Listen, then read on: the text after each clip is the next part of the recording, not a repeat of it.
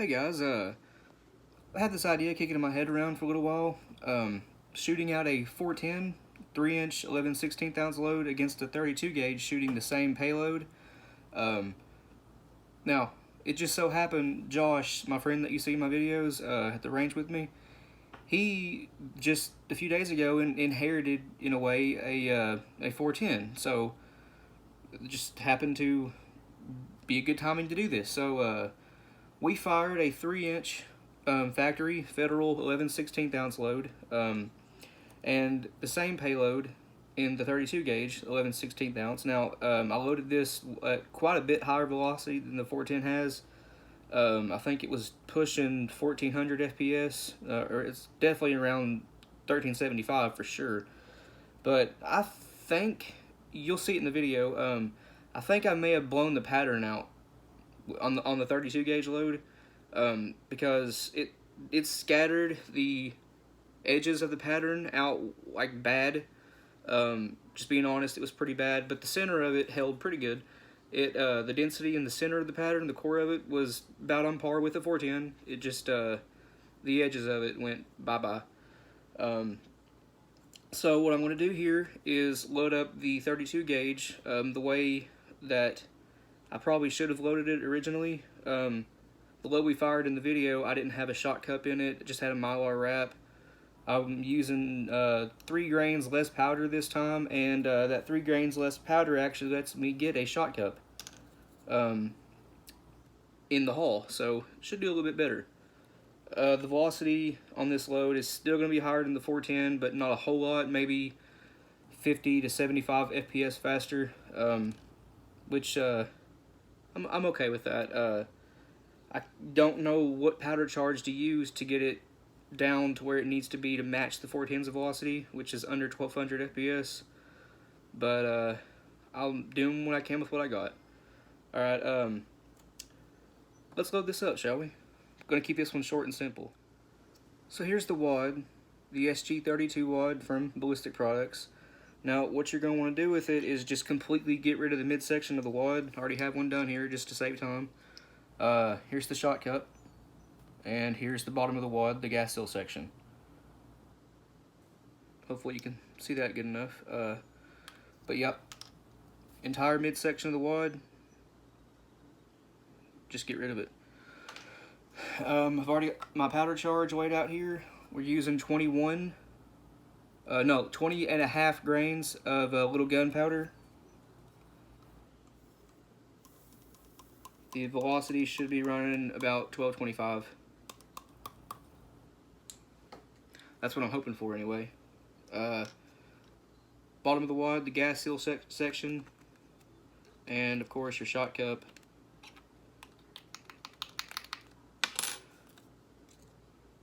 Mylar wrap.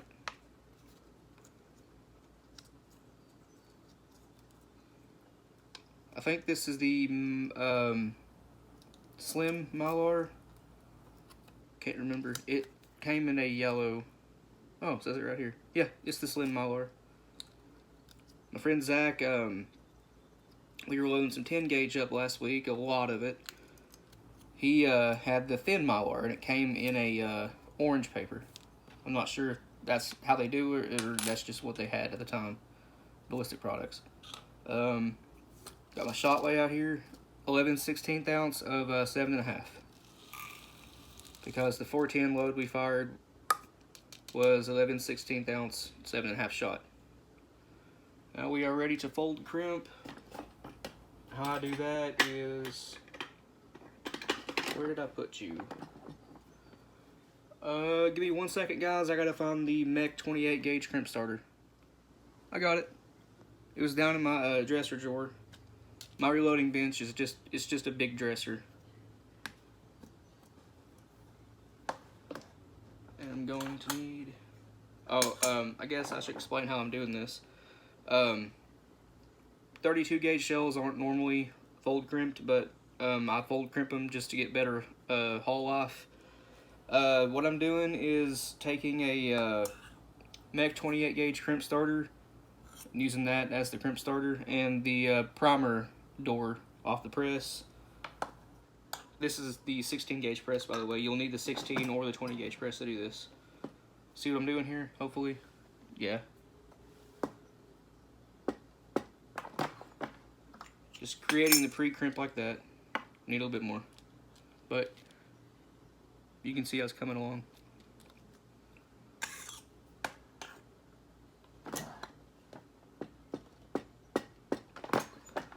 This all just goes by feel. And I'm pushing it in against the flat surface just to help close the crimping a little bit. And the last thing you'll need is a little Skeeter's 20 to 32 gauge chamber adapter. It lets you shoot 32 gauge shells out of your 20 gauge. Just gonna need that, and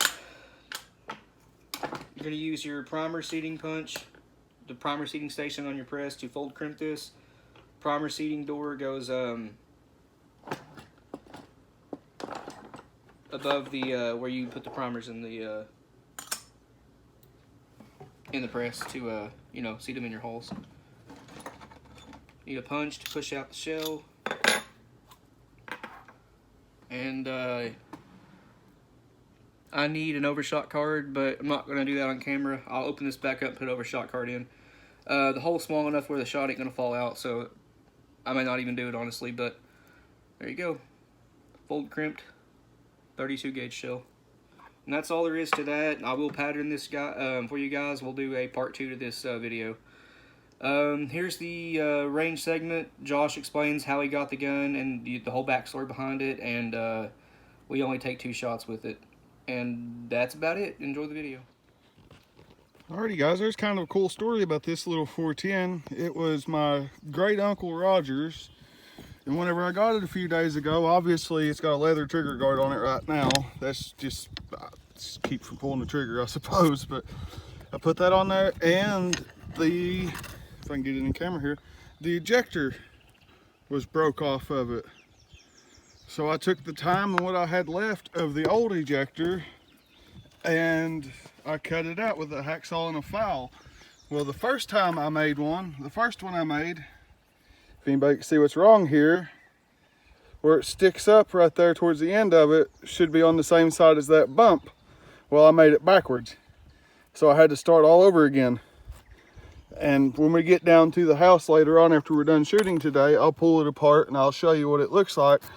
But I actually took the time and made the ejector for it. It's not the prettiest thing in the world, but it gets the holes out of the chambers, and at the end of the day, that's all that really matters. I plan on making a brass trigger guard for this out of a strip of probably 1 inch wide by, I don't know, 1/4 inch wide brass. And whenever I get that done, I will definitely post it. You know, the old gun's a work in progress. This is the first day we've really got to have it out at the range. We're going to pattern a few loads with it today against this 32 gauge laying here, and we'll see how it goes. Alrighty, we're going to be firing today out of this little Revelations 410. It's a factory 3-inch Federal 7.5 shot, I think 11/16. Yep. 11/16 ounce at roughly 20-25 yards. I'm going to hold top of the target. We're just gonna see how it patterns, I suppose. No clue what choke this thing is yet. It should be fixed full. We will see, I suppose. Here goes nothing. That was a lot louder than I thought it'd be. Yeah. Alrighty guys, at 25 yards with a 410 and 7.5, so I mean, you can't really expect much better. I was holding right here, and it's in roughly a 20-inch circle. I mean, I'm sure there's a few of these up here that belongs to it too, but right there for the most part. Okay density, it's not the best. There's some big patches in it, but 25 yards with 7.5 over 410, you know, what can you really expect?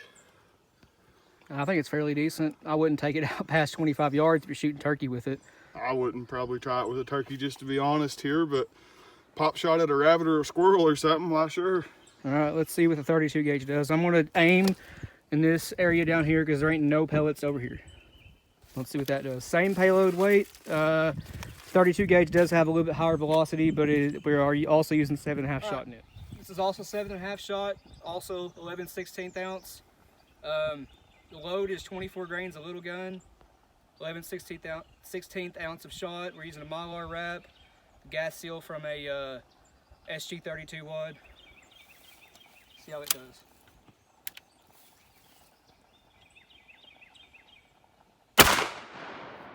Got a nice thump to it. Yep. Hole looks excellent. Yeah, that's a good load. Okay, the core of the pattern is right here. I shot a little bit low. I was aiming for up here. I guess the gun just shoots a little bit low. The density in the core right here is pretty good. It's about on par with the 410. It did spread the shot out on the edges of the pattern a little bit more though. But this was conventionally loaded. It has no shot cup aside from the Mylar wrap. There's no way around that though. The 32 gauge, it's hugely lacking in the wad department. Again, I wouldn't push it past 25 yards. No, but there's your 32 gauge. Roughly back up here, as you can see. I mean, hard to see the 7.5s, but there's it. And there's the 410. I'll leave it up to you to decide which one you think pattern's better. I mean, this is all strictly based on, you know, how well I can shoot versus how well he shoots each gun. You know, it's not a scientific comparison, just... The 410 had a much more consistent pattern. Density's about the same, but it's much more consistent with the 410. Alright guys, this is a little barrel from that little Revelations 410. I mentioned earlier that I made the ejector for it. I'll go ahead and take it out here and show you. It's not the cleanest thing in the world, but all I had to work off of was the piece here, and as you can see, it's missing the actual horn that comes up and grabs the case out. So I had this part for the measurement, and I had to guess on the hook on the top of it, which I'll explain more in detail when I get this one out. But to take them out of these Model 94 Stevens, it's pretty simple. You know, it's a chainsaw file, but anything you can use as a drift to drift that pin out. That and my little pecker. Just take it and just a few taps, nothing, you know, they shouldn't be in there real tight. And you know, your pin will come out. I'll hold that pin actually, so you don't. Right, there's your little pin, and then a little stiff to come out still. Probably could take a file and work on it a little bit, but there's, I don't know how well it's in frame or not. It's in frame. There's the ejector that I made for it. You know, I play around with the forge a little bit and make a few knives here and there. And it's funny what that's made out of. It's made out of the tie rod end for a Mercury Grand Marquis. You know, I hammered it out into a knife blank. Well, I winded up with this shotgun and needed a ejector for it, and I'm kind of cheap, you know, and it just so happened to be the right thickness on that stock there. So I cut it out, and as you can see, it's rough, it's crusty, it's not the best in the world, but it kicks the holes out of the chamber, you know, without having to drop something down the barrel and knock them out. And at the end of the day, that's all that really matters. Yep. Ingenuity at its finest. Yeah. We did deduce that the spring is a little bit weak and might need replaced in there too. Yeah. Alright, what'd you think about that? Pretty cool. There's one more thing I want to mention before I end this video. If you go back and look, you can see that 32 had quite a bit more recoil than that 410 did, and there's two reasons for that. One is because the velocity was way higher with the 32 gauge, and the gun, the 32, weighs exactly 4 pounds. It's a stupid light shotgun. Yeah, his 410 weighs just as much as the single shot 16s and 12s we have. It's quite hefty for a 410, which my H&R topper made in 2004. That's the 410 I have. It weighs just as much, if not more, than my 12 gauge single shot topper. They're quite heavy guns for a 410, to be honest. But the 32, yeah, it weighs 4 pounds even.